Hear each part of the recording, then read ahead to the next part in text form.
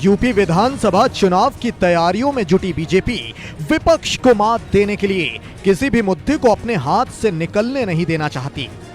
लिहाजा इसके लिए अब बीजेपी ने मेरठ के सोतीगंज को अपना मुद्दा बनाने का फैसला कर लिया है, जिसके तहत बीजेपी कैराना पलायन से लेकर मुजफ्फरपुर दंगों और सोतीगंज बाजार को चुनावी मुद्दा बनाकर पेश करेगी। इस मुद्दे की धुन बीजेपी नेता तो अभी से गाने भी लगे हैं। बीते दिन मेरठ पहुंचे बीजेपी के प्रदेश अध्यक्ष पंकज सिंह ने अपने बयान में सोतीगंज का जिक्र करते हुए कहा कि मेरठ का सोतीगंज चुपचाप इसलिए है क्योंकि यहां बीजेपी की सरकार है। यही नहीं, पिछली सरकार पर हमला बोलते हुए पंकज सिंह ने साफ संदेश दिया कि जो भी गलत काम है वो यूपी में नहीं होंगे और साथ ही यूपी में अब गलत काम करने वालों को नहीं छोड़ा जाएगा। ने जिस तरीके से वहाँ पर काम हो रहा था और पिछली सरकारों ने कभी उस पर ध्यान नहीं दिया था और जो भी गलत काम है वह अब इस प्रदेश में कहीं पर नहीं होंगे और गलती लोगों को संरक्षण देने वाले भी अब बच नहीं पाएंगे। ये बहुत साफ संदेश अब योगी आदित्यनाथ जी ने लगातार भारतीय जनता पार्टी की सरकार ने दिया।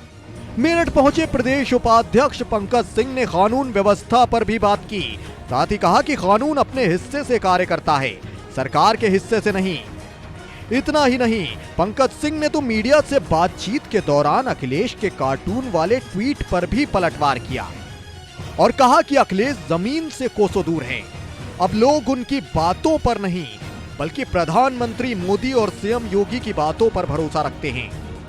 अब उनकी समाजवादी पार्टी के नेताओं की बातों पर मुझे लगता है कि कोई गंभीरता से लेता नहीं है। जमीन से वो कोसों दूर हैं, जमीन के कार्यकर्ताओं से वो कोसों दूर हैं।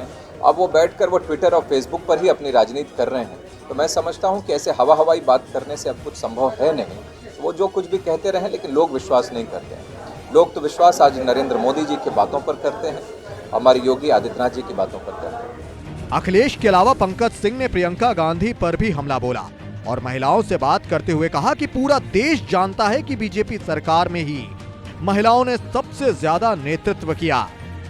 अब देखिए, उन लोगों को शायद ये आज समझ में आया होगा कि वो महिलाएं भी अपनी बात कह सकती हैं, मजबूती से वो चल आगे बढ़ सकती हैं। लेकिन भारतीय जनता पार्टी तो यह मानती है, हम सब लोग यह मानते हैं और इतिहास गवा रहा है कि महिलाओं ने नेतृत्व किया है और हमेशा किसी भी संघर्षों से वह पार पा सकती हैं। यह हो सकता है कांग्रेस को आज ये समझ में आ रहा हो, लेकिन ये पूरा देश जानता है। बता दें कि प्रदेश उपाध्यक्ष जन विश्वास यात्रा की समीक्षा करने मेरठ पहुंचे थे। इसके साथ ही उन्होंने 23 दिसंबर को नितिन गडकरी के दौरे को लेकर बीजेपी कार्यकर्ताओं से बात की और कार्यकर्ताओं को जनता के बीच में आकर उनकी परेशानी हल करने के निर्देश दिए।